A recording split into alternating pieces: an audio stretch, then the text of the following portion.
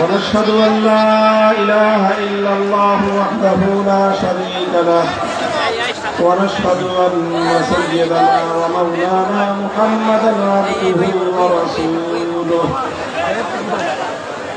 صلى الله تعالى عليه وعلى آله وأصحابه وبارك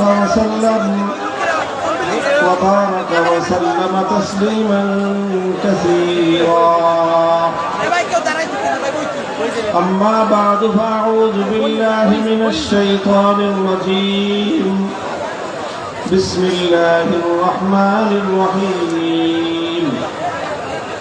ألم تر إلى الذين يزعمون أنهم آمنوا بما أنزل إليك وما أنزل من قبلك يريدون أن يتحاكموا إلى الطاغوت وقد أمروا أن يكفروا به ويريد الشيطان أن يضلهم ضلالا بعيدا. بارك الله لنا ولكم في القرآن العظيم ونفعنا وإياكم بالآيات والذكر الحكيم. اللهم صل على محمد وعلى آل محمد كما صليت على إبراهيم وعلى آل إبراهيم إنك حميد مجيد.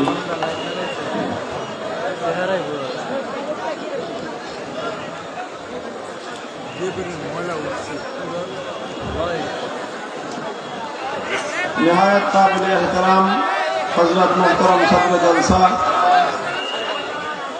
उपस्थित हजरत उलमाए केराम, सम्मानित श्रद्धाभाजन मुरब्बी साहेबान, समवेत इस्लाम प्रिय कुरान प्रेमिक नबी प्रेमिक तौहिदी मुसलमान भाई बंधुगण, विभिन्न शिक्षा प्रतिष्ठान থেকে সমবেত সমাগত আমার প্রাণপ্রিয় ছাত্র বন্ধুগণ, সর্বস্তরের বরিশালবাসী, বরিশাল বিভাগের কওমি মাদ্রাসা ঐক্য পরিষদের উদ্যোগে আজকে এই আজিম উসান ইসলামী মহাসম্মেলন এই অঞ্চলের জন্য একটি তাৎপর্যপূর্ণ ঘটনা। এই সম্মেলনের মাধ্যমে এই অঞ্চলের উলামায়ে কেরাম একদিকে যেমনি ভাবে তাদের ঐক্যবদ্ধ একটি প্রয়াস জাতির সম্মুখে উপস্থাপন করতে সক্ষম হয়েছেন, ঠিক তদ্রূপ বর্তমান সমাজ, দেশ এবং রাষ্ট্রের কাছে উলামায়ে ইসলামের, উলামায়ে উম্মতের কি প্রত্যাশা, কি দাবি, জাতির উদ্দেশ্যে আমাদের কি বক্তব্য, সেটাও সম্মিলিতভাবে আমাদের পক্ষ থেকে প্রতিনিধিত্ব হিসেবে কিছু মানুষ আপনাদের সম্মুখে উপস্থাপন করার সুযোগ পেয়েছেন। আপনারা যারা আমার বক্তব্য মাঝে মাঝে বা কখনো কখনো শুনবার সুযোগ হয়েছে বা শুনেছেন, আমি সাধারণত উলামায়ে কেরামের পক্ষ থেকে এই জাতির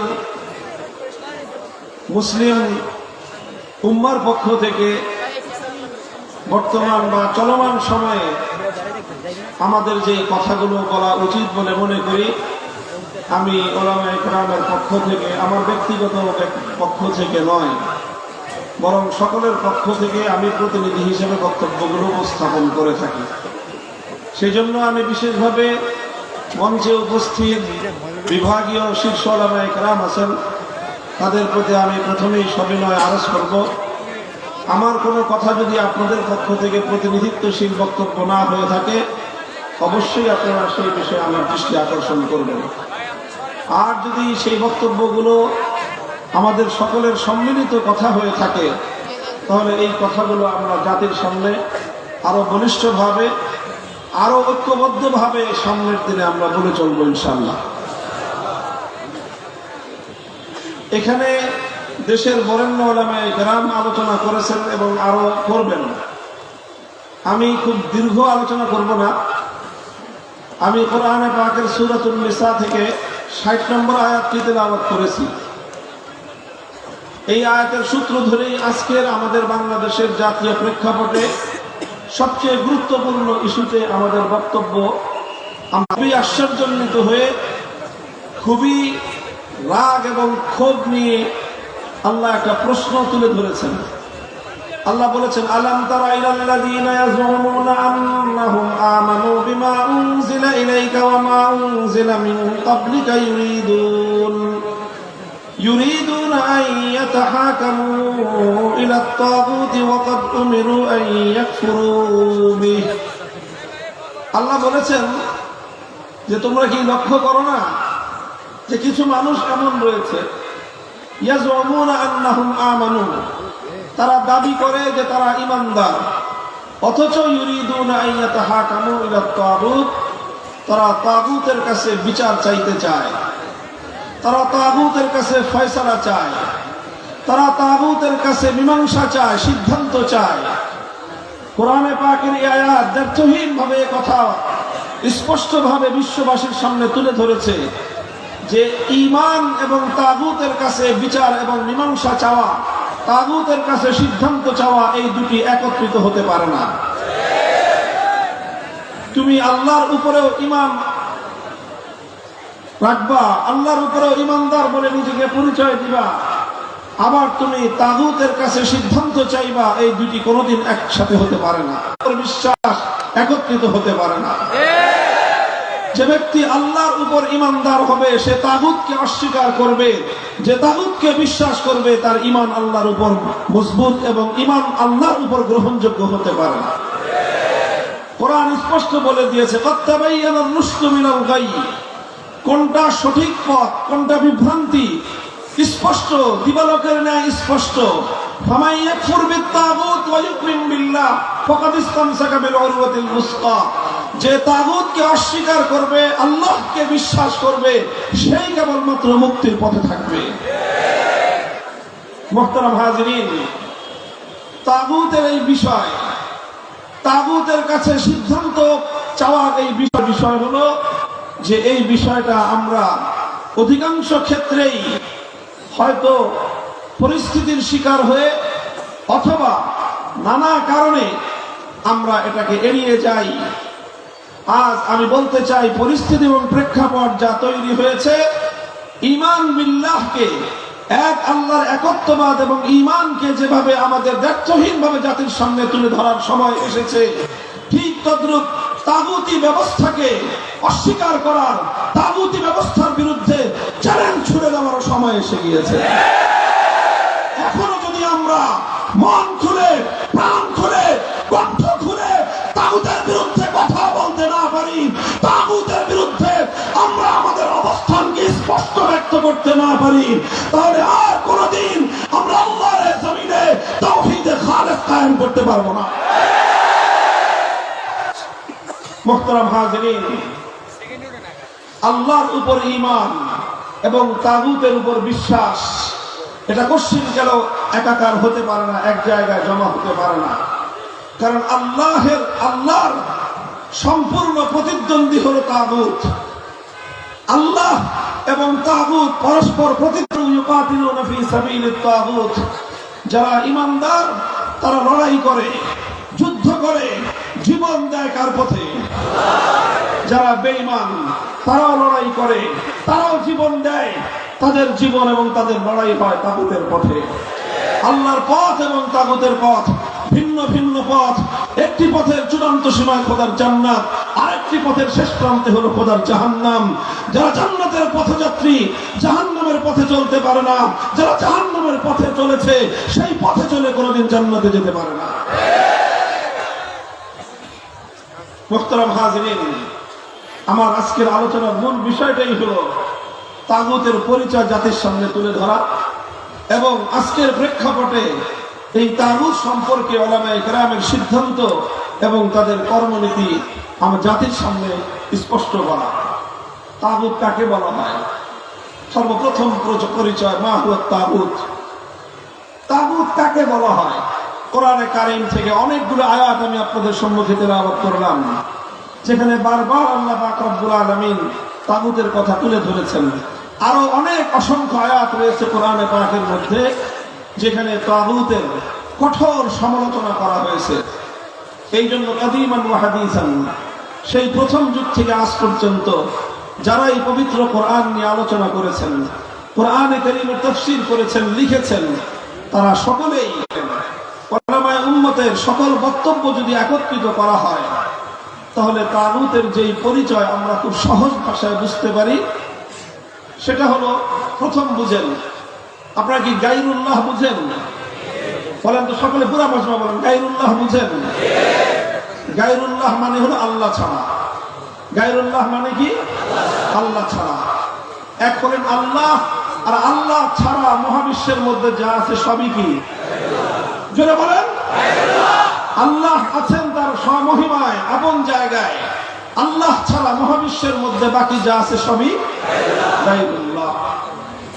আল্লাহর জন্য একটা আসন নির্ধারিত আছে, আল্লাহর জন্য নির্ধারিত আসন রয়েছে। আল্লাহর সেই নির্ধারিত আসনে যদি কোনো গায়রুল্লাহকে বসানো হয় বা কোনো গায়রুল্লাহ যদি আল্লাহর আসনে বসে তাহলে সেই গায়রুল্লাহকেই বলা হয় তাগুত। খুব সহজ ভাষায় বললাম, মাদ্রাসার ছাত্ররা তাগুতের পরিচয় খুব ভালো করে বুঝে নাও, কারণ এখন গোটা জাতির সামনে, বিশেষ করে জাতির তরুণ প্রজন্মের কাছে তাগুতের পরিচয় খুব পরিষ্কার ভাষায় তুলে ধরবার সময় এসেছে। স্কুল কলেজ ইউনিভার্সিটির ছেলেরা, স্কুল কলেজ ইউনিভার্সিটির আজকে তরুণ প্রজন্ম, তারা তাওহীদ এবং শিরক সম্পর্কে জানার জন্য উদ্গ্রীব হয়ে আছে। তারা আমরা না বলার কারণে বিভিন্ন জায়গা থেকে তারা নিজেদের এই জ্ঞানের পিপাসা নিবারণ করছে, আর এই নিবারণ করতে গিয়ে অনেক জায়গায় তারা বিভ্রান্তির শিকার হচ্ছে। স্কুল কলেজে ব্যাপকভাবে সাধারণ শিক্ষা প্রতিষ্ঠানগুলোর, প্রাইভেট এবং পাবলিক ইউনিভার্সিটির সন্তানরা, ছেলেরা, মেয়েরা, স্টুডেন্ট, ছাত্র ছাত্রীরা ব্যাপকভাবে তাওহীদ এবং শিরক নিয়ে তারা আলোচনা করছে, জ্ঞান অর্জন করার চেষ্টা করছে, জানবার চেষ্টা করছে, পড়বার চেষ্টা করছে, এবং সেই আলোকে তারা তাদের আগামী দিনের পথ এবং করণীয় নির্ধারণ করার চেষ্টা করছে। এটা একদিকে জাতির জন্য খুবই একটি আশার দিক যে আজ যাদেরকে জাহিলি সমাজ ব্যবস্থা আল্লাহর দ্বীনের বিরুদ্ধে পরিচালিত করবার জন্য শিক্ষা ব্যবস্থা পার্থক্য, আল্লাহর পরিচয় এবং তাগুতের পরিচয় খুলে খুলে বর্ণনা করে দেওয়া উচিত। আমি আবার বলছি, তাগুত বলা হয় আল্লাহর আসনে যে গায়রুল্লাহ বসে সে গায়রুল্লাহকে তাগুত বলা হয়। আরো পরিষ্কার ভাষায় বলতে গেলে আল্লাহ পাক রব্বুল আলামিনের জন্য যেই বৈশিষ্ট্য নির্ধারিত, সেই বৈশিষ্ট্য যদি আল্লাহর জন্য যেই সিফাত নির্ধারিত, সেই সিফাত যদি কোনো গায়রুল্লাহর জন্য সাব্যস্ত করা হয় তাহলে সেই গায়রুল্লাহকেই তাগুত বলা হয়। যেমন সুনির্দিষ্ট দৃষ্টান্ত হিসেবে আমি বলি, আপনারা আমার প্রশ্নের জবাব দেন। খুব বেশি প্রশ্ন আমি করব না, অল্প কয়েকটা প্রশ্ন করব, এরপরে আমি আমার আলোচনার যে মূল উদ্দেশ্য সেটা ব্যক্ত করব। সেটা হলো, আচ্ছা বলেন তো, এই মহাবিশ্বের মধ্যে ইবাদতের হকদার একমাত্র কে? মহাবিশ্বের মধ্যে ইবাদতের মালিক একমাত্র কে? সুতরাং আল্লাহর জন্যই ইবাদত করতে হবে। সেই ইবাদত যদি আল্লাহর জন্য না করে কোন গায়রুল্লাহর জন্য করা হয় তাহলে যেই গায়রুল্লাহ ইবাদত গ্রহণ করবে সেই গায়রুল্লাহকে বলা হয় তাগুত। তৎকালীন যুগে মানুষ আল্লাহকে বাদ দিয়ে যে সমস্ত দেব দেবতার পূজা করত, লাত, মানাত, উজ্জা, হুবাল, এই জাতীয় মূর্তিগুলোকে কোরআনে পাকের মধ্যে তাগুত বলে আখ্যায়িত করা হয়েছে। কারণ যে ইবাদত একমাত্র আল্লাহর প্রাপ্য, আল্লাহর সেই একমাত্র প্রাপ্য ইবাদত আল্লাহকে না দিয়ে যখন গায়রুল্লাহকে দেওয়া হলো তখন সেই গায়রুল্লাহকে তাগুত সাব্যস্ত করা হলো। এটা সে যুগের কথা। আজকের যুগে হয়তো লাত, মানাত, উজ্জা, হুবাল নামক দেবতারা নাই। আজকের যুগে আছে দুর্গা, সরস্বতী, কালী ইত্যাদি বিভিন্ন নামের দেবতা।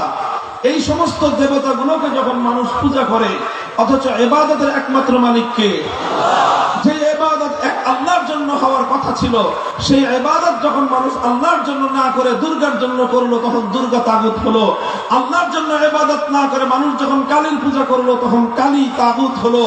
আল্লাহর জন্য ইবাদত না করে মানুষ যখন সরস্বতীর পূজা করলো তখন সরস্বতী দুর্গা হলো, সরস্বতী তখন তাগুত হলো। আল্লাহর জন্য যে ইবাদত করার কথা সেই ইবাদত আল্লাহর জন্য না করে যখন সূর্য অথবা আগুনের জন্য করা হলো তখন ওই পরিস্থিতিতে ওই প্রেক্ষাপটে সূর্য এবং আগুন এটা তাগুত হলো।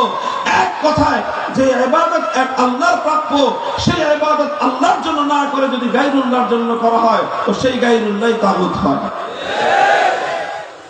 এগুলো তো সব মরা মূর্তির কথা বললাম। এই যে দুর্গা, তারপরে সরস্বতী, কালী, এগুলো সব প্রাণহীন কিছু মূর্তি। এই প্রাণহীন মূর্তির জায়গায় কোন জীবন্ত মানুষকে বসিয়ে যদি সেই জীবন্ত মানুষের কেউ ইবাদত করে, সেই জীবন্ত মানুষকে যদি কেউ সাজদায় ইবাদত করে তাহলে সেই জীবন্ত মানুষটাকেও বলা হবে তাগুত।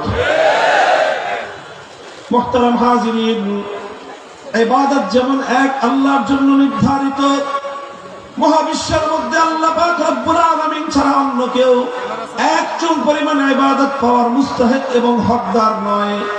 ঠিক তেমনি ভাবে আল্লাহ পাক রব্বুল আলামিন যেমন একমাত্র ইবাদতের উপযুক্ত, এটাকে বলা হয় তাওহীদ ফিল ইবাদাহ। এটাকে কি বলা হয়? জোরে বলেন। এটাকে বলা হয় ইবাদতের তাওহীদ, এটাকে বলা হয় তাওহীদ ফিল মাবুদিয়াহ, এটাকেই বলা হয় তাওহীদ ফিল ইবাদাহ।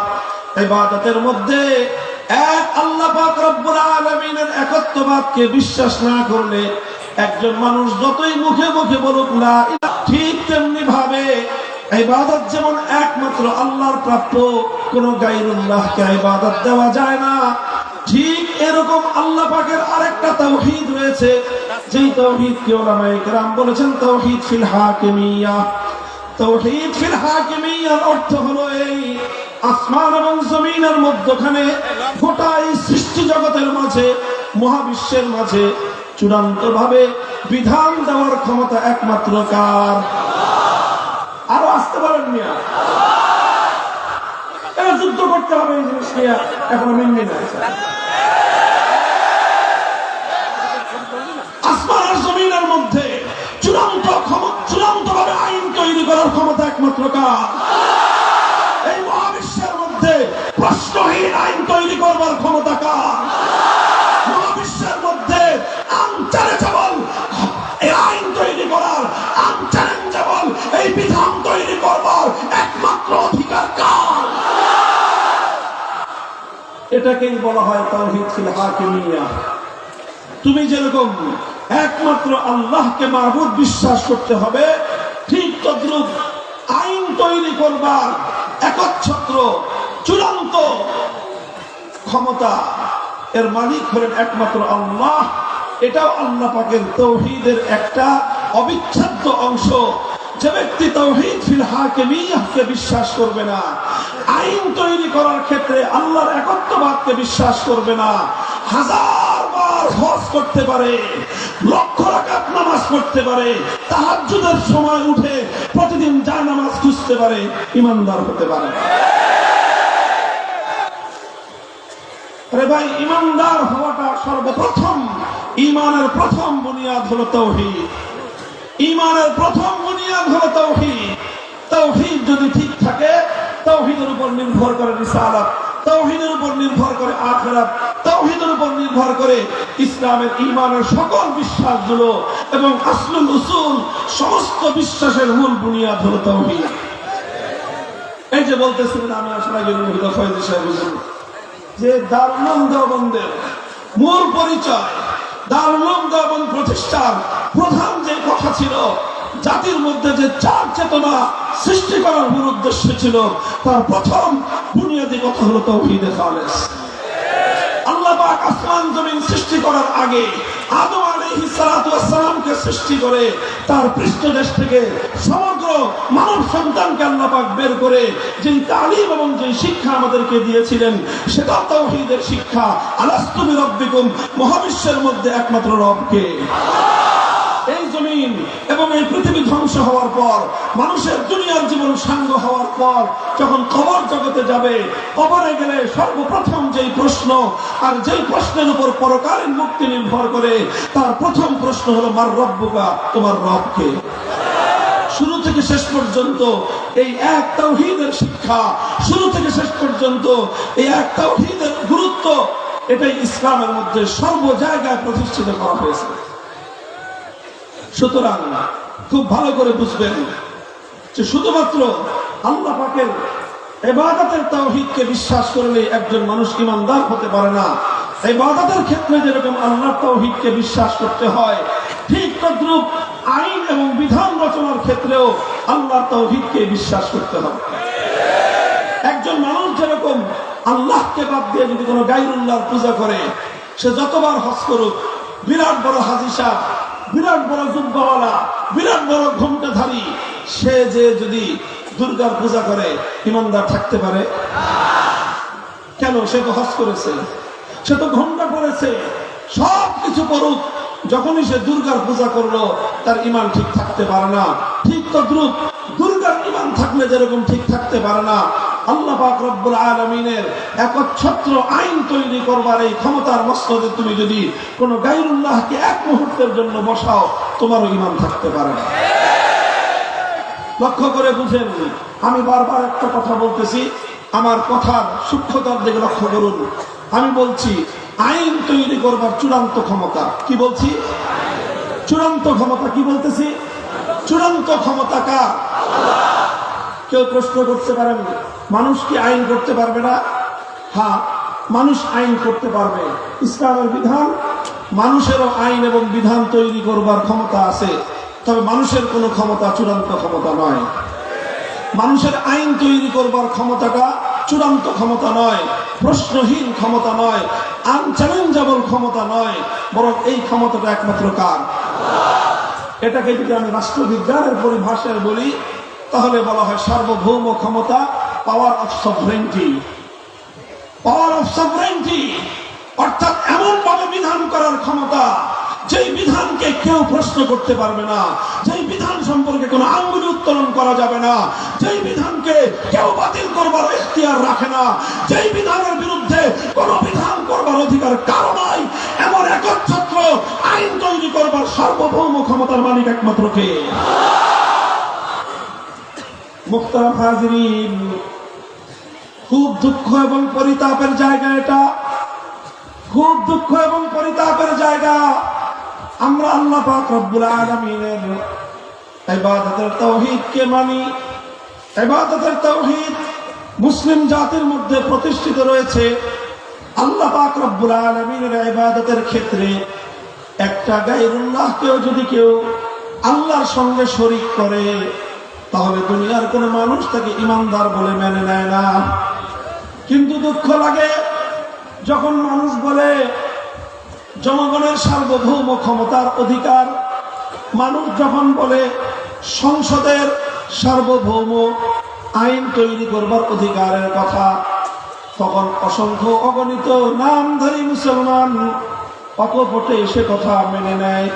শুধু মেনে নেয় তাই নয়, বরং নামধারী মুসলমানরা আল্লাহর বিরুদ্ধে আর একটা আইন পরিষদ দাঁড় করায়, সেই আইন পরিষদকে সার্বভৌম আইন তৈরি করবার ক্ষমতা তাদের হাতে তুলে দেয়।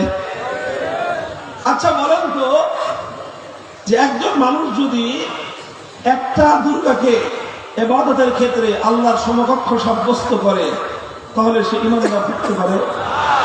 তাহলে একটা দুর্গাকে, একটা মূর্তিকে যদি কেউ আল্লাহর সমকক্ষ সাব্যস্ত করে, সে যদি ঈমানদার থাকতে না পারে, তার পরিচয় যদি হয় হিন্দু, তাহলে যারা 300-350 মানুষকে আল্লাহর সমকক্ষ সাব্যস্ত করলো আইন তৈরি করবার ক্ষেত্রে, তারা হিন্দুর চেয়ে ছোট বেঈমান না বড় বেঈমান? এর খামাখাই সমস্ত কথা লুকায় রেখা হয়ে আর লাভ নাই। এই সকল বেঈমানদেরকে ঈমানদার সাব্যস্ত করার জন্য নানা রকম পেশগোছের কথা, এই তাবিলের কথা বলে বলে আর লাভ নাই। বিপ্লবের মাধ্যমে প্রমাণ হয়েছে বাংলা মাটির তরুণ প্রজন্ম বিপ্লবের জন্য প্রস্তুত। বিপ্লব চায়, তাওহীদের বিপ্লব।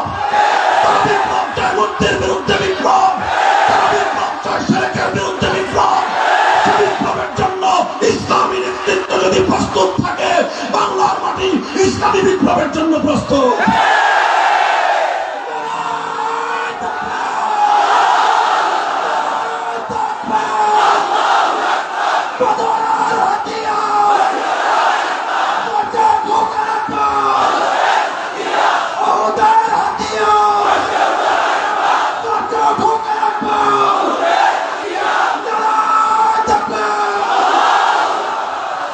কথা এটা পরিষ্কার, এমন ভাবে আইন তৈরি করা হবে যে আইনকে কেউ চ্যালেঞ্জ করতে পারবে না। এই অধিকার একমাত্র কার? সুতরাং আল্লাহর সেই অধিকারকে কেড়ে নিয়ে কোন রাজা বাদশাহ যদি সার্বভৌম আইন তৈরি করবার ক্ষমতা নিজের হাতে তুলে নেয়, সেই রাজা বাদশার নাম হবে তাগুত। আল্লাহর আইনের জায়গায় কোন রাষ্ট্রপতি যদি কোন আইন তৈরি করে, সেই রাষ্ট্রপতিকে বলা হবে তাগুত। আল্লাহর আইনের জায়গায় কোন প্রধানমন্ত্রী যদি কোন বিকল্প আইন দেয়, সেই প্রধানমন্ত্রীকে বলা হবে তাগুত। আল্লাহর আইনের জায়গায় কোন মন্ত্রী পরিষদ যদি ভিন্ন কোন আইন অনুমোদন দেয়, সেই মন্ত্রী পরিষদকে বলা হবে তাগুত। আল্লাহর আইনের জায়গায় কোন বিচারপতি, কোন বিচারালয়, কোন সুপ্রিম কোর্ট, কোন হাইকোর্ট, কোন আদালত যদি আল্লাহর আইনের বিকল্প আইন দেয়, সেই আদালতকে বলা হবে তাগুত। আল্লাহর আইনের জায়গায় কোন আইন পরিষদ, কোন সংসদকে বলা হবে তাগুত।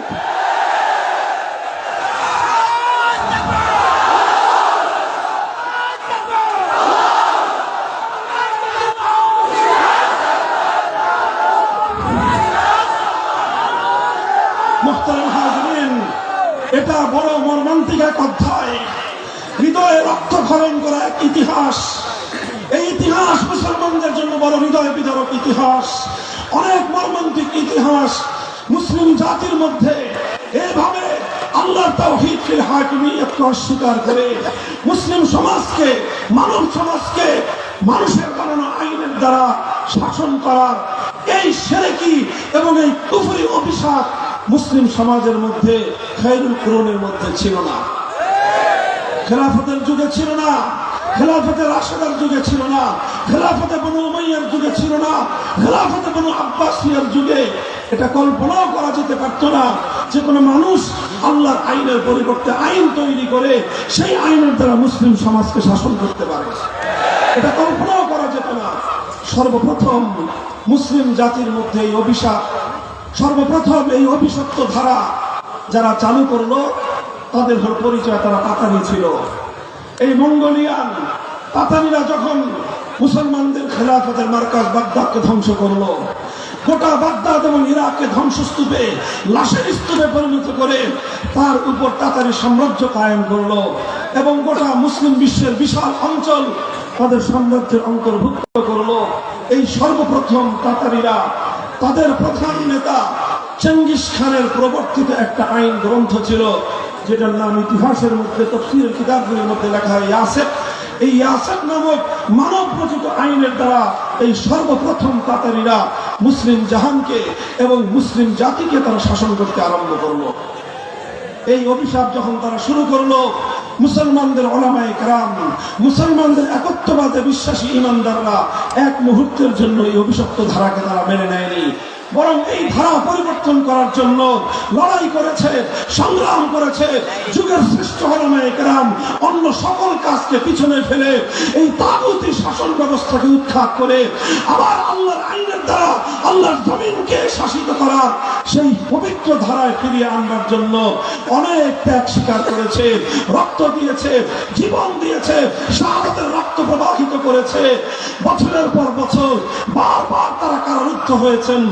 যুগের শ্রেষ্ঠ ইমাম শাইখুল ইসলাম ইবনে তাইমিয়া রাহমাতুল্লাহ আলাইহি ৬ বার কারাগারে বন্দী হয়েছেন, কিন্তু তাগুতি শাসন ব্যবস্থার সঙ্গে আপোষ করেন নাই। এই রক্তের বিনিময়ে, অসংখ্য অযুত প্রাণের বিনিময়ে, বহু শাহাদাতের বিনিময়ে এক সময় এই মঙ্গলদেরকে পরাজিত করা হয়, তাদেরকে পরাস্ত করে খেলাফতের ধারা ফিরিয়ে আনা হয়। আর মুসলমানদের এই অটুট এবং অবিচার ঈমানের সামনে আত্মসমর্পণ করে অনেক তাতারিরা নিজেরাই স্বেচ্ছায় ইসলাম গ্রহণ করে এবং তারা মুসলমানদের সঙ্গে একাকার হয়ে যায়। আবার মুসলমানদের সমাজে আল্লাহর আইনের দ্বারা সমাজ শাসিত হওয়ার সেই পবিত্র ধারা আবার ফিরে আসে। এভাবেই চলেছে শত শত বছর, হাজার হাজার বছর, একেবারে খেলাফতে ওসমানিয়ার শেষ মুহূর্ত পর্যন্ত মুসলিম জাহানে আইনের উৎস ছিল কোরআন সুন্নাহ। আইন ছিল, আইনের সার্বভৌম ক্ষমতা ছিল একমাত্র কার হাতে? এরপরে শুরু হলো মুসলমানদের উপর পশ্চিমা বিশ্বের আগ্রাসন। 18 শতকের মাঝামাঝি সময়ে 1757 সালে আমাদের এই পাক ভারত উপমহাদেশ মুসলমানদের কাছ থেকে কেড়ে নিল ইংরেজরা। ব্রিটিশ সাম্রাজ্যবাদ কায়েম হলো। মুসলমানদের বিশাল আফ্রিকা অঞ্চল জুড়ে ফ্রান্সের সাম্রাজ্যবাদ কায়েম হলো, ইতালির সাম্রাজ্যবাদ কায়েম হলো। এই তিনটি সাম্রাজ্যবাদী শক্তি, ইতালি, ফ্রান্স এবং ব্রিটিশ, এক কথায় ইউরোপিয়ান পশ্চিমা ইসলাম বিদ্বেষী গোষ্ঠী মুসলমানদের দেশগুলোকে দখল করে সবচেয়ে কঠিন যে ব্যবস্থাটি তারা নিল সেটা হলো মুসলমানদের দেশ থেকে আল্লাহর আইনকে উৎখাত করে ব্রিটিশ প্রবর্তিত, সাম্রাজ্যবাদ প্রবর্তিত আইনের দ্বারা তারা জনগণকে শাসন করতে শুরু করল। তারা কিন্তু মুসলমানদেরকে নামাজ পড়তে বাধা দেয় নাই, মসজিদগুলো ঠিক ছিল, মুসলমানদেরকে হজ করতে বাধা দেয় নাই। তারা হজের জন্য জাহাজ পাঠাতো পবিত্র জিদ্দাহ মক্কা নগরীতে, সব ঠিক ছিল। তারা মুসলমানরা নামাজ পড়তো, রোজা রাখতো, হজ করতো, যাকাত দিত। মুসলমানদের মসজিদ ছিল, আযান ছিল, সব ছিল। সব থাকা সত্ত্বেও শাহ আব্দুল আজিজ মুহাদ্দিস দেহলভী রাহমাতুল্লাহ আলাইহি ফতোয়া দিলেন, সংখ্যায় মুসলমান যতই হোক, মুসলমানদের সংখ্যার দ্বারা ইসলাম সংখ্যার উপর নির্ভর করে না। ইসলাম সংখ্যার উপর ভিত্তি করে বিধান দেয় না। ইসলামের বিধান হলো এই, যেই জমিনে আল্লাহর আইনের দ্বারা জনগণ শাসিত হবে সেই জমিনকে বলা হয় দারুল ইসলাম, আর যেই জমিনে গায়রুল্লাহর আইন দ্বারা শাসিত হবে সেই জমিনকে বলা হয় দারুল হারব। সুতরাং ভারতবর্ষে যেহেতু আল্লাহর আইনকে উৎখাত করে ব্রিটিশ প্রবর্তিত মানব রচিত আইনের দ্বারা দেশ শাসন শুরু হয়েছে, সুতরাং এটা এখন আর দারুল ইসলাম নাই, এটা দারুল হারব অর্থাৎ শত্রু কবলিত দেশে পরিণত হয়েছে। সুতরাং ফতোয়া হলো আবার এই মুসলিম এই এলাকাকে, মুসলিম এই জনপদকে আবার দারুল ইসলামে পরিণত করার জন্য জিহাদ করা, লড়াই করা, সংগ্রাম করা প্রতিটি মুসলমানের জন্য ফরজে আইন। এই ফতোয়া জারি করে শাহ আব্দুল আজিজ মুহাদ্দিস দেহলভী রাহমাতুল্লাহ আলাইহি তিনি ইংরেজদের বিরুদ্ধে জিহাদের ডাক দিয়েছিলেন। একদিকে শুরু হলো মানব রচিত আইনের দ্বারা এলাকা শাসন করা, মুসলিম জাতিকে শাসন করা। বিপরীত দিকে শুরু হলো শাহ আব্দুল আজিজ রহমতুল্লাহ আলাইহির ফতোয়ার এই উত্তরাধিকার ধারণ করে উলামায়ে কেরামের পক্ষ থেকে মানব রচিত আইনের বিরুদ্ধে লড়াই এবং সংগ্রামের এক শাহাদাতের ধারা। 1831 সালে বালাকোটের রণাঙ্গনে সৈয়দ আহমদ শহীদ রহমতুল্লাহ আলাইহি লড়াই করলেন, যুদ্ধ করলেন। আল্লাহর জমিনে আবার আল্লাহর আইনের দ্বারা মানুষকে শাসন করবার সেই সোনালী ধারা ফিরিয়ে আনবার জন্য লড়াই হলো, যুদ্ধ হলো, সংগ্রাম হলো। অসম লড়াই ছিল। ক্ষুদ্র একটা শক্তি একটা বৃহৎ শক্তির সাথে লড়াই করলো।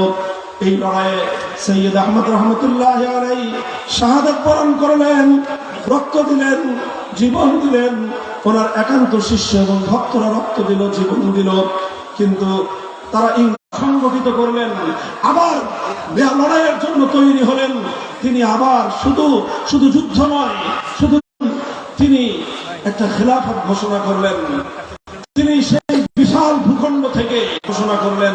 সেই খেলাফতের আমিরুল মুমিনিন ছিলেন হাজী ইমদাদুল্লাহ মুহাজির মক্কি রাহমাতুল্লাহ আলাইহি। সেই খেলাফতের সালারে আজম প্রধান সেনাপতি ছিলেন হাফেজ জামিন শহীদ রাহমাতুল্লাহ আলাইহি। তার কাজী কুযাত প্রধান বিচারপতি ছিলেন রশিদ আহমদ গাঙ্গুহি রাহমাতুল্লাহ আলাইহি। তার ওয়াজির আলা প্রধানমন্ত্রী ছিলেন হুজ্জাতুল ইসলাম কাসিম নানুতুবি রাহমাতুল্লাহ আলাইহি।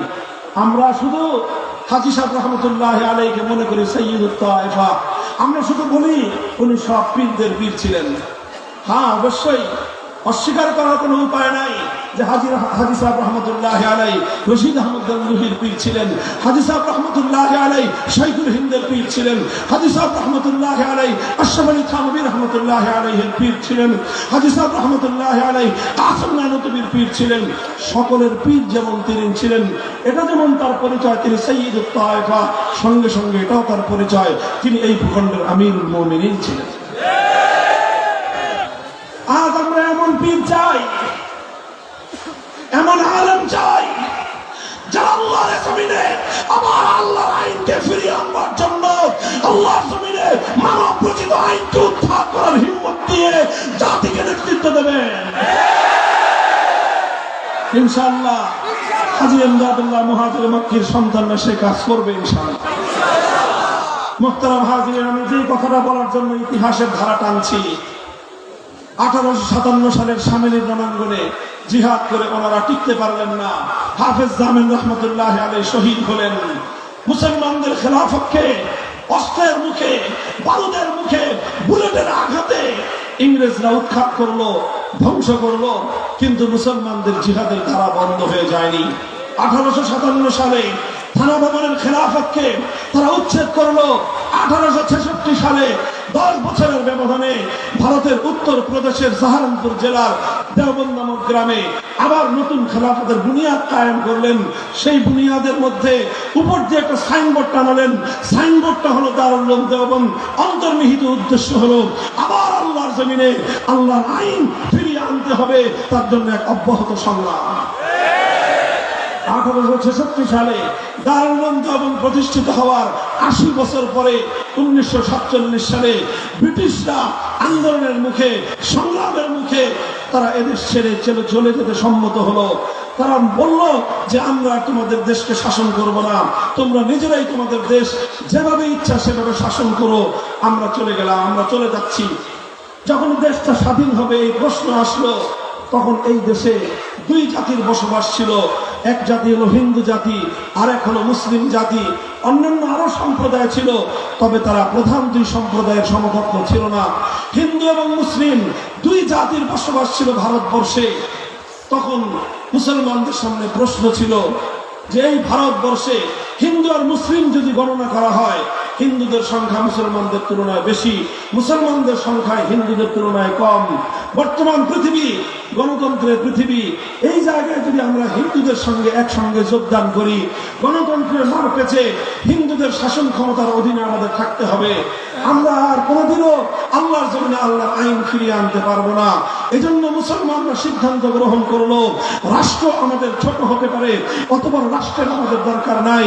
অর্থনৈতিক উন্নতি আমাদের কম হতে পারে, অত উন্নত অর্থনীতির প্রয়োজন আমাদের নাই। সামরিক শক্তি আমাদের কম হতে পারে, এত কিছুর প্রয়োজন আমাদের নাই। আমাদের একটা জিনিসের প্রয়োজন, যেটা যে কোনো মূল্যে আমাদেরকে অর্জন করতে হবে, সেটা হলো আমরা আবার আল্লাহর জমিনে আল্লাহর বিধান দ্বারা শাসিত হতে চাই।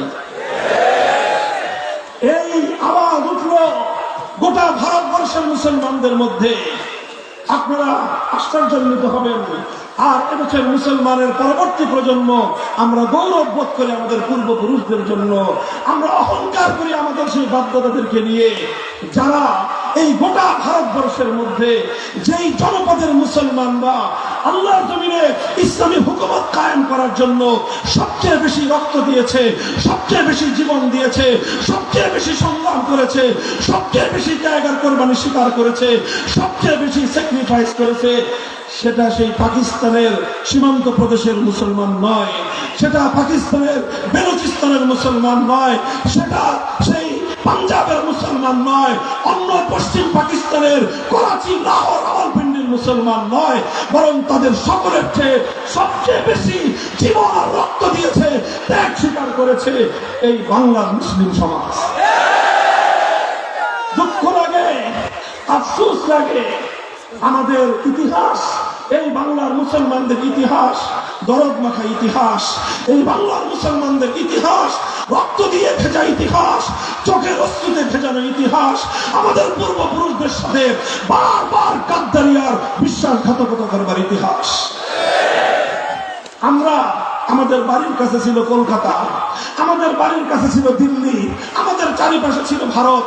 আমাদের মুসলমান পূর্বপুরুষরা সিদ্ধান্ত নিল যে না, এই বিশাল ভারতের অংশ হওয়ার প্রয়োজন আমাদের নাই, বাড়ির কাছের কলকাতার সঙ্গে গাঁটছড়া বাঁধার কোনো প্রয়োজন আমাদের নাই, বাড়ির কাছের দিল্লির সঙ্গে আমরা একত্রিত থাকবো না, বরং আমরা এই ভারতকে লাথি মেরে 2000 কিলোমিটার দূরের পশ্চিম পাকিস্তানিদের সঙ্গে হাতে হাত রাখলাম শুধু একটা কারণে, ওরাও মুসলমান আমরাও মুসলমান। দাবি ছিল একটাই, হুকুমত হবে নিজামে ইসলাম। দাবি ছিল একটাই, আল্লাহর জমিনে কায়েম হবে কোরআনী সংবিধান। 1947 সালের ইতিহাস এটাই। ইতিহাস পড়ুন, দেখবেন পশ্চিম পাকিস্তানিরা আল্লাহর জমিনে আল্লাহর হুকুমত কায়েমের জন্য, ইসলামী রাষ্ট্র প্রতিষ্ঠার জন্য যতটুকু ত্যাগ গোটা পশ্চিম পাকিস্তানের 5 প্রদেশ মিলে করেছে। 5 প্রদেশের ত্যাগকে এক পাল্লায় রাখেন, শুধু এই বঙ্গ এলাকার 1 প্রদেশের মুসলমানদের ত্যাগ আর কোরবানি আরেক পাল্লায় রাখেন। আল্লাহর কসম খেয়ে বলতে পারি, পশ্চিম পাকিস্তানের 5 প্রদেশের ত্যাগের কোরবানির চেয়ে আমাদের এক বাংলাদেশের মুসলমানদের ত্যাগের কোরবানির পাল্লা ভারী হয়ে যাবে। এই ছিল আমাদের পূর্বপুরুষ হাজী শরীয়তুল্লাহ রহমতুল্লাহ আলাইহির অবদান। এটা ছিল আমাদের পূর্বপুরুষদের আন্দোলন। শামসুল হক ফরিদপুরি রহমতুল্লাহ আলাইহির অবদান, মাওলানা থানভী রহমতুল্লাহ আলাইহির অবদান, হাফিজ হুজুর রহমতুল্লাহ আলাইহির অবদান, খতিব আজম সিদ্দিক রহমতুল্লাহ আলাইহির অবদান। এই বাংলার মুসলিম জাতির নেতৃত্বের উলামায়ে কেরামের কারণেই এদেশের মুসলমানরা এভাবে পার্শ্ববর্তী ভারতকে ডিঙ্গিয়ে, পার্শ্ববর্তী ভারতকে বৃদ্ধাঙ্গুলি দেখিয়ে অত দূরবর্তী একটা সম্প্রদায়ের সঙ্গে শুধুমাত্র ইসলামী আদর্শ বাস্তবায়নের স্বপ্ন নিয়ে ঐক্যবদ্ধ হয়ে পাকিস্তান গঠন করেছিলাম। এরপরের ইতিহাস হৃদয়ে রক্তক্ষরণের ইতিহাস। এরপরের ইতিহাস দুঃখ এবং করুণ ইতিহাস। এই দীর্ঘ সময়ে পশ্চিম পাকিস্তানিরা বারবার শুধুমাত্র আমাদের সঙ্গে গাদ্দারি করেছে। আমাদের উলামায়ে কেরাম, আমাদের ইসলামী নেতৃত্ব বারবার তাদেরকে বলেছেন অঙ্গীকার পুরা করেন। ঘোষণা ছিল, জাতির সঙ্গে ওয়াদা ছিল, মুসলমানদের জন্য আলাদা ভূখণ্ড হবে, আর সেই ভূখণ্ডের আইন এবং শাসন ব্যবস্থা হবে কোরআনী শাসন ব্যবস্থা। এই ছিল অঙ্গীকার, এই ছিল ওয়াদা। কিন্তু যখনই আমাদের উলামায়ে কেরাম পাকিস্তানি শাসক গোষ্ঠীকে বলতো কোরআনী সংবিধান দেন না কেন, জাতির সঙ্গে অঙ্গীকার আপনারা পূরণ করেন না কেন, পাকিস্তানি শাসকরা বলতো হুজুর এখনো দেশটা তো শিশু রাষ্ট্র, এখনই যদি আমরা এখানে ইসলামী হুকুমত কায়েম করি তো এই শিশু রাষ্ট্র ইসলামী শাসন ব্যবস্থাকে হজম করতে পারবে না, রাষ্ট্রটা মরে যাবে, এটা আর একটু বড় হোক তারপরে আমরা ইসলামী হুকুমত কায়েম করব। এইভাবে বছরের পর বছর যায়। উলামায়ে কেরাম বারবার বলেন যে কবে আপনাদের এই শিশু রাষ্ট্র বড় হবে, কবে বড় হবে, কবে বড় হবে, কবে? 20 বছর চলে যায়, রাষ্ট্র এখনো শিশু রাষ্ট্র। এখনই ইসলাম কায়েম করলে ইউরোপ আমেরিকা আমাদেরকে সাহায্য করবে না, সহযোগিতা করবে না, এই রাষ্ট্র বিশ্ব দরবারে মাথা তুলে দাঁড়াতে পারবে না। 24 বছর চলে যায়, এখনো শিশু রাষ্ট্র বড় হয় না। আমার আব্বাজান শাইখুল হাদিস আল্লামা আজিজুল হক রহমতুল্লাহ আলাইহির কাছে বহুবার আমি শুনেছি, তিনি বলতেন যেই বলা 24 বছরেও বালেগ হয় না, ওইটা আর 90 বছরেও বালেগ হবে না। পাকিস্তান রাষ্ট্র এই 24 বছর পর্যন্ত এটা বলে শিশুই থাকলো, এই 24 বছরে বলে ও আর বালেগ হলো না। মুসলমানরা সিদ্ধান্ত নিল যেই বলা 24 বছরেও বালেগ হয় না, ওটার 24 বছরে মুসলমানি করলেও বালেগ বানানো যায় না, এই পড়াশোনার দরকার নেই। মুসলমানরা সিদ্ধান্ত নিল যেহেতু আল্লাহর জমিনে আল্লাহর কোরআনের আইন বাস্তবায়নের অঙ্গীকার করে যে রাষ্ট্র হয়েছিল, কোরআনী সংবিধান যখন পেলাম না, পাকিস্তানের প্রয়োজন নাই, ভেঙে টুকরো করে দাও। মুসলমানদের সেন্টিমেন্ট এটাই ছিল। সেই সুযোগে সেই সময়ে 1970 সালের জাতীয় নির্বাচন আসলো। সেই জাতীয় নির্বাচনের প্রাক্কালে এই অঞ্চলের বাঙালিদের নেতা হিসেবে শেখ মুজিবুর রহমান সাহেব সামনে লাইমলাইটে আসলেন। লাইমলাইটে এসে তিনি তার জীবনের সবচেয়ে বড় কল্যাণময় কাজটা করলেন। কি কাজ? তিনি বললেন যদি আমরা 70-এর এই নির্বাচনে বিজয়ী হতে পারি, আমরা যদি সরকার গঠন করতে পারি, তাহলে আমাদের এই দেশে, লক্ষ্য করে শুনেন, শেখ মুজিবুর রহমান সাহেব 70-এর জাতীয় নির্বাচনে গোটা বাংলাদেশের মানুষের সঙ্গে অঙ্গীকার করলেন আমরা যদি বিজয়ী হতে পারি কোরআন সুন্নাহ বিরোধী কোনো আইন করব না। এই ছিল বঙ্গবন্ধু শেখ মুজিবুর রহমান সাহেবের পুরো রাজনৈতিক জীবনের ইতিহাসের সবচেয়ে বড় কল্যাণময় কাজ।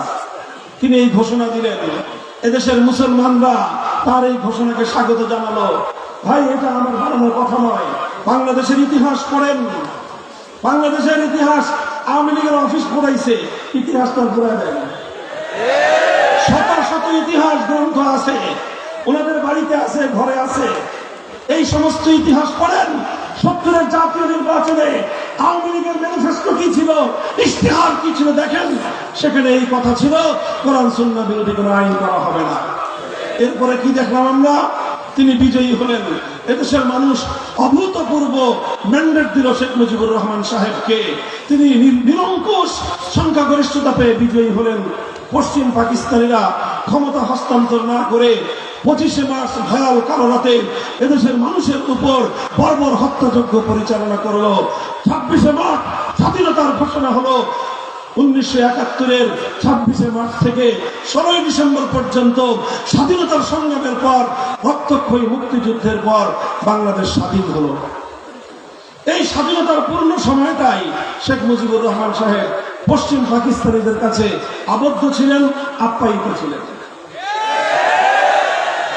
আবদ্ধ ছিলেন এবং আপ্যায়িত ছিলেন। এরপরে যখন বাংলাদেশ স্বাধীন হলো, তারা ওনাকে মুক্ত করে দিলেন। উনি মুক্ত হয়ে লন্ডন গেলেন। শ্রীমতী ইন্দিরা গান্ধীর সঙ্গে ওনার গল্প স্বল্প হলো, আলাপ আয়োজন হলো। সব কিছু হওয়ার পর শ্রীমতী ইন্দিরা গান্ধী, ভারতের তৎকালীন প্রধানমন্ত্রী, একটা ছোট্ট চিরকুট শেখ মুজিবুর রহমান সাহেবের মুজিব কোটের পকেটে ঢুকিয়ে দিলেন। শেখ মুজিবুর রহমান সাহেব বাংলাদেশে আসলেন স্বাধীনতা পরবর্তী 72-এর শুরুতেই। অভূতপূর্ব এই জাতির একটা অবিসংবাদিত নেতা হিসেবেই তার আবির্ভাব হয়েছিল। এ জাতি তাকে বরণ করে নিয়েছিল। কিন্তু 72-এর কয়েক মাস যেতে না যেতেই তিনি যেই কাজটা করলেন, সেটা হলো 70-এর নির্বাচনের আগে জাতির সঙ্গে কৃত সেই অঙ্গীকার তিনি সরাসরি ভঙ্গ করলেন। সেই ওয়াদা তিনি গাদ্দারি করলেন, জাতির সঙ্গে বিশ্বাসঘাতকতা করলেন। কোরআন সুন্নাহ বিরোধী কোন আইন তৈরি না করার অঙ্গীকার করে তিনি সংবিধানের মধ্যে ভারতীয় একটি অমুসলিম রাষ্ট্রের সংবিধানের মূলনীতি জাতীয়তাবাদ, ধর্মনিরপেক্ষতাবাদ, গণতন্ত্র, সমাজতন্ত্র নামক কুফরি মতবাদগুলো দিয়ে বাংলাদেশের সংবিধানকে কুফরি সংবিধানে পরিণত করে গোটা জাতির হাজার বছরের কামনাকে ধুলোয় মিশিয়ে দিলেন। শেখ মুজিবুর রহমান সাহেব 70-এর নির্বাচনের আগে যেই কল্যাণের কাজটা করেছিলেন, 72-এ এসে নিজ হাতে তিনি সেই কল্যাণের কবর রচনা করলেন। তিনি জাতির সঙ্গে জাতিকে নেতৃত্ব দিয়ে যেই মহান দায়িত্ব পালন করেছিলেন, 72-এর সংবিধান রচনা করে তিনি তার জীবনের সমস্ত অর্জনকে বিসর্জন দিয়েছিলেন। এরপরে ইতিহাস আমি আর বেশি বলতে চাই না। 75-এ তিনি তার প্রাপ্য পেয়ে গিয়েছেন। মুসলমানদের সঙ্গে, আল্লাহর সঙ্গে, আল্লাহর পয়গম্বরের সঙ্গে বিশ্বাসঘাতকতার ফল তিনি পেয়ে গিয়েছেন। তারপর অনেক পরিবর্তন এলো। কেউ কেউ কিছু পরিবর্তন করার চেষ্টা করলেন। সেই জায়গায় বিসমিল্লাহির রহমানির রহিম সংযুক্ত করলেন সংবিধানের উপরে। ধর্মনিরপেক্ষতা নামক কুফরি মতবাদকে উচ্ছেদ করে আল্লাহর উপর অবিচল আস্থা এবং বিশ্বাস সংযুক্ত করলেন। আরেকজন এসে রাষ্ট্রধর্ম ইসলাম সংযুক্ত করলেন। অনেক কিছুই করলেন, কিন্তু সংবিধানের মধ্যে একটা গোজামিল ছিল। যদি আল্লাহর উপর আস্থা, অবিচল আস্থা এবং বিশ্বাস সংবিধানের ভিত্তি হয়ে থাকে, তাহলে বাংলাদেশে কোরআন সুন্নাহ বিরোধী কোন নীতিমালা চলতে পারে না, কোন আইন চলতে পারে না, কোন বিধান চলতে পারে না। এই জন্য আবার এই ফ্যাসিবাদ দেশে, এই খুনি ফ্যাসিবাদী স্বৈরাচারী শেখ হাসিনার সবচেয়ে বড় কুকীর্তি হলো বাংলা সংবিধান থেকে আবার আল্লাহর উপর আস্থা এবং বিশ্বাসকে তুলে দিয়েছে।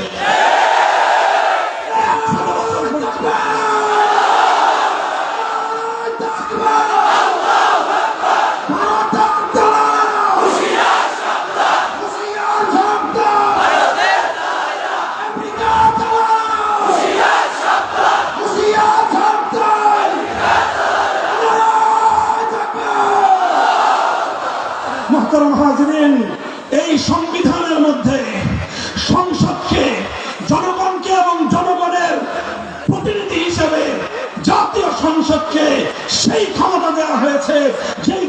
একমাত্র আল্লাহর জন্য নির্ধারিত।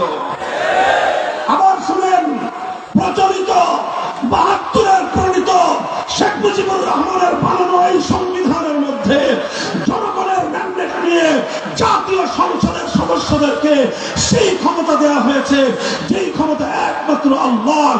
এক আল্লাহর আসনে দুর্গা বসলে যেরকম তাগুত হয়, এক আল্লাহর আসনে সরস্বতী কালী বসলে যেমন তাগুত হয়, এক আল্লাহর আসনে লাত, মানাত, উজ্জা, হুবল বসলে যেরকম তাগুত হয়, আল্লাহ সার্বভৌম আইন তৈরি করবার ক্ষমতা গ্রহণ করে এই সংসদও তাগুতি সংসদে পরিণত হয়েছে। এর কারণে যেই সমস্যাটা বুঝেন, একটু সামনে মাথায় বুঝেন, একটা জটিল সমস্যার মধ্যে আজ আমরা দীর্ঘ অর্ধ শতাব্দীকাল পর্যন্ত বাংলাদেশের মুসলমানরা দিনাতিপাত করতেছি। সেটা হলো এই রাষ্ট্রের সংবিধানের কারণে, এই রাষ্ট্রীয় সাংবিধানিক বাধ্যবাধকতার কারণে আমাদেরকে অনেক জায়গায় ইচ্ছায় অনিচ্ছায় বাধ্য হয়ে হৃদয়ে রক্তক্ষরণ সহ আল্লাহর আইন বিরোধী, কোরআন সুন্নাহ বিরোধী অসংখ্য কাজ আমাদেরকে প্রতিনিয়ত করতে হয়। যদি আপনি জনগণের ভোটে নির্বাচিত হয়ে জাতীয় সংসদে যাবো, এমন শপথ আপনাকে গ্রহণ করতে হবে যেই শপথ কালেমা পড়নেওয়ালা একজন একত্ববাদী মুসলমান পড়তে পারে না। বাধ্য হয়ে সেই শপথ করতে হয়। আপনি যদি কোনো কারণে সরকারের মন্ত্রী পরিষদে চলে যান, আপনাকে এমন কাজ করতে হবে রাষ্ট্রীয় আইন এবং বাধ্যবাধকতার কারণে মরা মানুষের বেদিতে আপনাকে ফুল দিয়ে শ্রদ্ধা জানাতে হবে, যেটা সমগ্র ৪ মাযহাব অনুযায়ী ইসলামের মধ্যে সর্বসম্মত হারাম। উপায় নাই। রাষ্ট্রীয় বাধ্যবাধকতার কারণে আপনি আলেম হন, হাজী হন, মুফতি হন, আপনাকে মন্ত্রী হতে হলে সেই মরা মানুষের বেদিতে আপনাকে শ্রদ্ধা জানিয়ে, ফুল দিয়ে শ্রদ্ধা জানিয়ে, আল্লাহর পয়গম্বরের সুন্নাহর আদর্শ, ইসলামের ফরজ বিধানকে প্রত্যাখ্যান করে হারামের উপর আমল করে আপনাকে মন্ত্রিত্ব চালাতে হয়। এগুলো আমাদের দুর্ভাগ্যজনক ইতিহাস। আরো অনেক কাজ রয়েছে যেগুলো শুধুমাত্র একটা কারণে আমরা করতে বাধ্য হই, সেটা হলো আমাদের সংবিধানের মধ্যে এক আল্লাহর ক্ষমতাকে ভাগ করে ৩৫০ জন এমপির মধ্যে ভাগ করে দেওয়া হয়েছে। সেই পবিত্র বাইতুল্লাহর নগরে মক্কার কুরাইশের বেঈমানরা এক আল্লাহর জায়গায় ৩৬০ খোদা বসিয়েছিল। আর আমার দেশের শাহজালালের দেশে, শাহপরানের দেশে, খান জাহানের দেশে, হাজী শরীয়তুল্লাহর দেশে এক আল্লাহর জায়গায় ৩৫০ খোদা সংসদে বসানোর আসন তৈরি করা হয়েছে। আরো দুঃখজনক ইতিহাস, একটা সময় চলতে 1/11-এর পরে যে সরকার আসলো, সেই সরকার ইসলামের পথকে আরো সংকুচিত করে দেওয়ার জন্য বাংলাদেশে যারা ইসলামী হুকুমত বাস্তবায়নের জন্য রাজনীতি করে, আন্দোলন করে, সংগ্রাম করে, তাদের গলাকে চেপে ধরবার জন্য আইন করলো নির্বাচন কমিশনের নিবন্ধন বাধ্যতামূলক।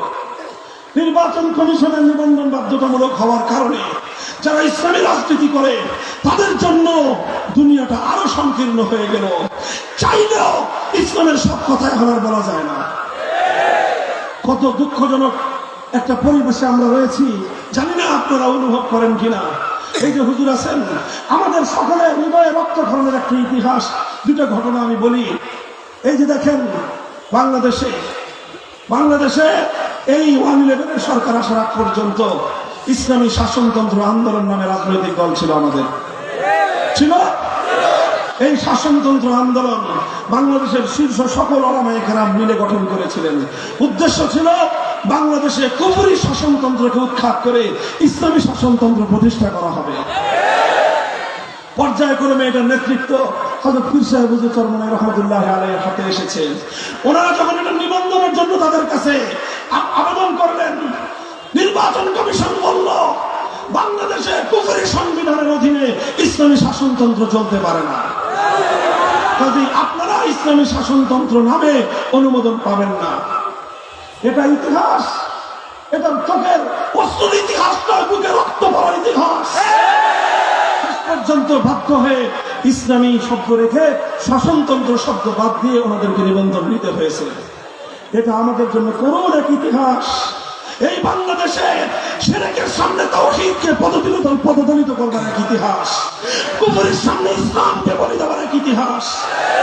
আরো মর্মান্তিক আরেকটা ইতিহাস আছে, বুঝেন, শুধু শব্দ নয়। বাংলাদেশ জামায়াতে ইসলামী নামে একটা দল আছে, তাদের সঙ্গে আমাদের ওলামায়ে কওমিয়ার অনেক মতবিরোধ আছে। সেই মতবিরোধের জায়গাগুলো একটা ভিন্ন জায়গা, কিন্তু একটা জায়গায় আমরা সকলে একমত, সেটা হলো আল্লাহর জমিনে আমরা আল্লাহর হুকুমত চাই। আমরা আল্লাহর জমিনে ইসলামী হুকুমত চাই। এই বাংলাদেশ জামায়াতে ইসলামীকে বাংলাদেশের সর্বোচ্চ আদালত হাইকোর্ট থেকে তাদের নিবন্ধন বাতিল করে দিল। কেন বাতিল করলো? ৭১ সালের তাদের বিতর্কিত ভূমিকার কারণে না, ৭১-এর মুক্তিযুদ্ধের ভূমিকার কারণে নয়। তাহলে কেন? আম্বিয়া কেরামকে মাসুম মানে না, সাহাবায়ে কেরামকে মেয়ারে হক নিয়ে তাদের আলোচনা আছে, এই কারণে না, এই সকল কারণে নয়। বাংলাদেশ জামায়াতে ইসলামী নিবন্ধন বাতিল ঘোষণা করেছিল হাইকোর্ট শুধু এই কারণে যে তাদের সংবিধানে আল্লাহর সার্বভৌম ক্ষমতার কথা বলা হয়েছে, তাদের সংবিধানে তাওহীদের কথা আছে। অর্থাৎ আদালত বলতে চায় বাংলাদেশে শিরকের রাজতন্ত্র চলবে, শিরকের তন্ত্র চলবে, বাংলাদেশে কুফরি সংবিধান চলবে, আল্লাহর সার্বভৌমত্বের কথা বলা যাবে না। বলেন, এই ঘটনার পরেও এদেশের লক্ষ লক্ষ মুসলমান এখন আমরা মাটির উপর দিয়ে বিচরণ করি, এটা আমাদের জন্য অনেক বড় একটা কষ্টের বিষয়, হৃদয় বিদারক একটা বিষয়। আপনারা হৃদয় দিয়ে অনুভব করেন কিনা আমি জানি না। বলবেন, হুজুর এই সকল পেশাল কেন করতেছেন? এই ইসলামী সম্মেলন রাজনৈতিক আলাপ কেন করেন? আমি দেখেন, আমি সেই ইসলামকে বিশ্বাস করি যে ইসলাম মুকাম্মাল নিজামে হায়াত, যে ইসলাম কমপ্লিট কোড অফ লাইফ, যে ইসলাম রাজনীতি এবং রাষ্ট্র ছাড়া পূর্ণাঙ্গ হতে পারে না। কাজেই রাজনীতির আলাপ আমাদের কথা আসবেই, রাষ্ট্র ব্যবস্থায় কুফরি সংবিধানের বিরুদ্ধে আমাদের বলতেই হবে, আমরা বলতেই থাকবো। হয়তো আমরা আল্লাহর জমিনে আল্লাহর খেলাফত কায়েম করবো, না হয় শাহাদাতের রক্ত দিব।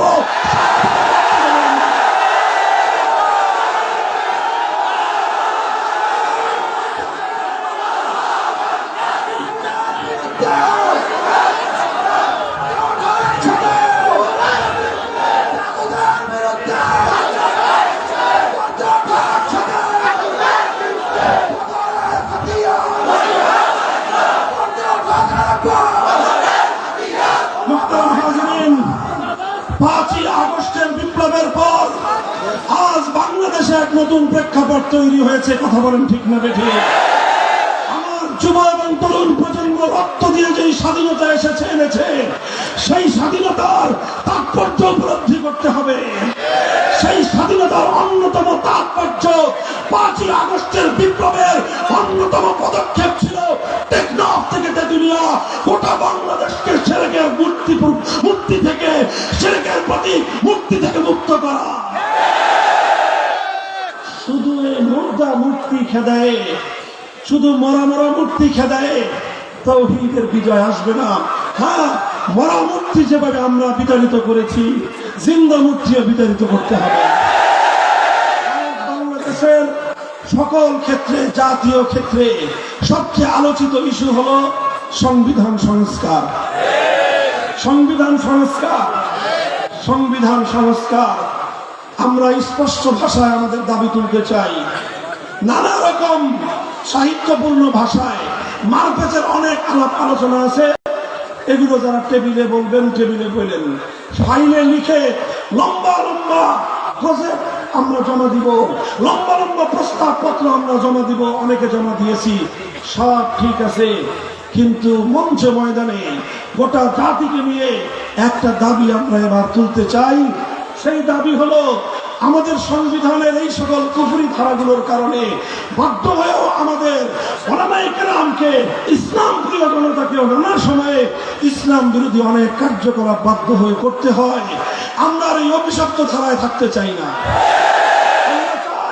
এবার আমাদের সংবিধানে একটা সংশোধনী আসবে, আর সেই সংশোধনীটা শব্দ যাই হোক, তার মর্মার্থ এটাই হবে, যদি বাংলার মাটিতে সংবিধানে কোরআন সুন্নাহ বিরোধী কোন আইন থাকে, কোরআন সুন্নাহ বিরোধী কোন ধারা থাকে, কোরআন সুন্নাহ বিরোধী কোন নীতিমালা থাকে, কোরআন সুন্নাহ বিরোধী সকল আইন, সকল নীতি, সকল বিধান বাতিল বলে গণ্য হবে, বাতিল বলে গণ্য হবে।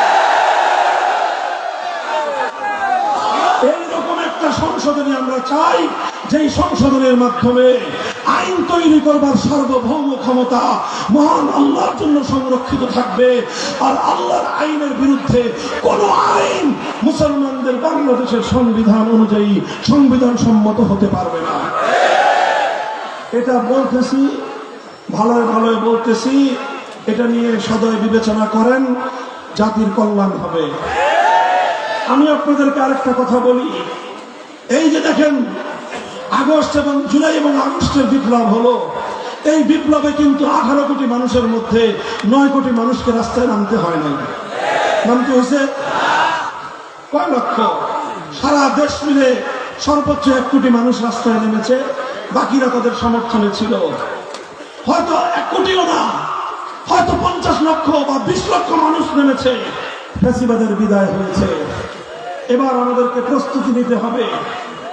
এই 5ই আগস্টের বিপ্লবকে আমি মনে করি এটা ইসলামী বিপ্লব নয়, তবে এটা ইসলামী বিপ্লবের সূর্যোদয়ের আগের সুবহে সাদেক।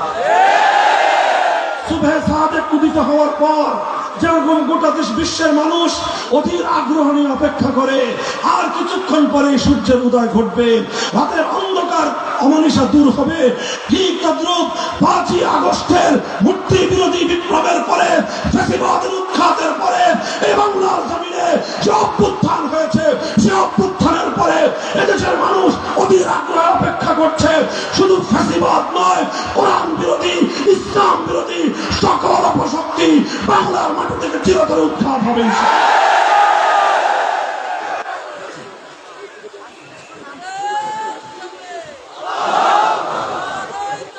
বিপ্লবের জন্য প্রস্তুত আছেন?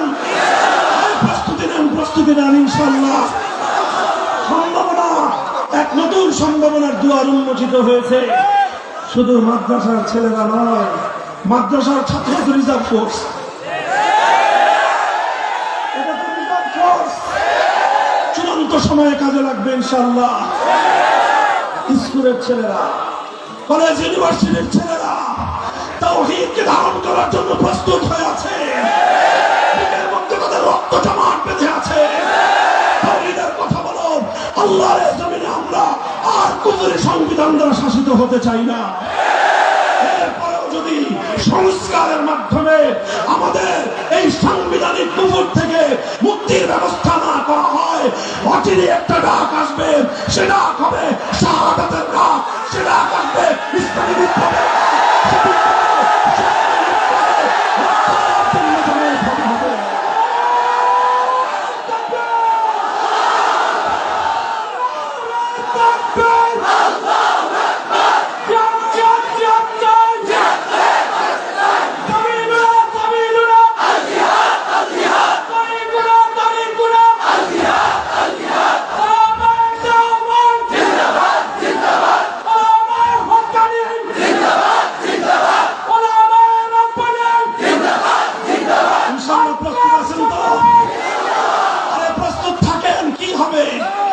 জন্মেছি একবার, মরবো কয়বার?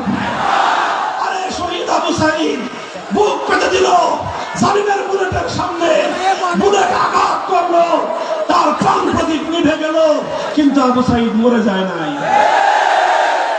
আবু সাঈদরা মরে না, বরং জীবন গিয়েছে, জীবনের দ্বারা সে অমর হয়ে আছে। যদি একটা ফ্যাসিবাদের বিরুদ্ধে জীবন দিয়ে যদি সে অমর হতে পারে, আলহামদুলিল্লাহ। আবু সাঈদের কবরের পাশে ইসলামের মার্কাজ প্রতিষ্ঠিত হচ্ছে, উলামায়ে উম্মত সে দায়িত্ব পালন করছেন ইনশাআল্লাহ। এভাবে 2000 তাজা রক্তের বিনিময়ে যেভাবে বাংলার মাটি থেকে নব্য গৌর গোবিন্দকে উৎখাত করা হয়েছে, আবার যদি আমরা প্রস্তুত হয়ে আরেকবার মাঠে নামতে পারি, শাহজালালের সোনার বাংলা করে উঠবে ইনশাআল্লাহ। শহীদ ঈদগাহে জামায়াত হওয়ার জন্য প্রস্তুত হও, নিজেদেরকে সব দিক থেকে প্রস্তুত করো, গোটা জাতিকে নেতৃত্ব দেওয়ার যোগ্যতা অর্জন করো, জাতির সঙ্গে একাকার হয়ে মিশে যাওয়ার সেই যোগ্যতা অর্জন করো। ইনশাআল্লাহ আগস্ট বিপ্লবে যেরকম বিভেদের সমস্ত দেয়ালগুলো গুড়িয়ে দিয়ে স্কুল কলেজ ইউনিভার্সিটির মাদ্রাসার ছাত্ররা এক কাতারে দাঁড়িয়ে গিয়েছিলেন চূড়ান্ত ইসলামী বিপ্লবের জন্য, গোটা বাংলার মাটি থেকে এভাবেই আল্লাহর দ্বীনের সৈনিকেরা আবার রাজপথে নেমে আসবে।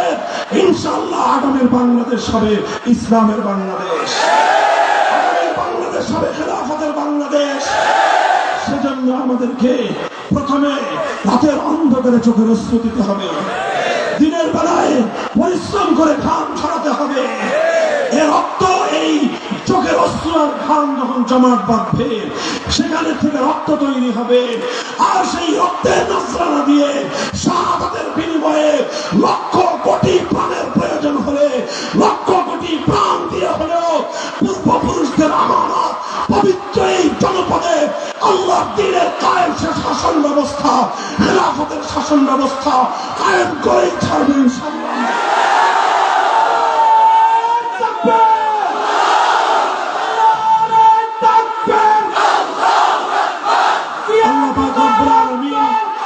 আমাদেরকে কবুল করুন,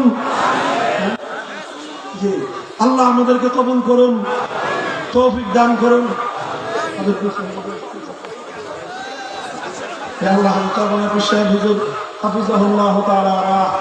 আল্লাহ ইনশাআল্লাহ আমরা হাতে হাত রাখতেছি, আপনারা প্রস্তুত হন।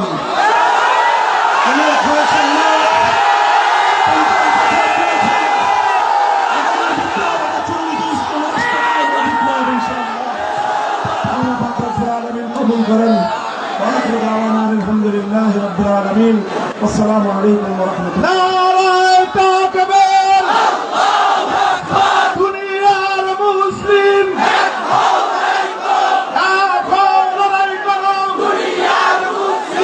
ইসলামের শত্রুরা হুঁশিয়ার সাবধান, হুঁশিয়ার সাবধান। ইসলামের শত্রুরা সর্বদা পিছনে আগমন, শুভেচ্ছা স্বাগতম, শুভেচ্ছা স্বাগতম। ইসলামের আলো সংসদে জ্বালো, সংসদে জ্বালো, ইসলামের আলো। নারায়ে তাকবীর। মহতারাম হাজিরিন, আমরা সকলে ধৈর্যের সাথে বসি।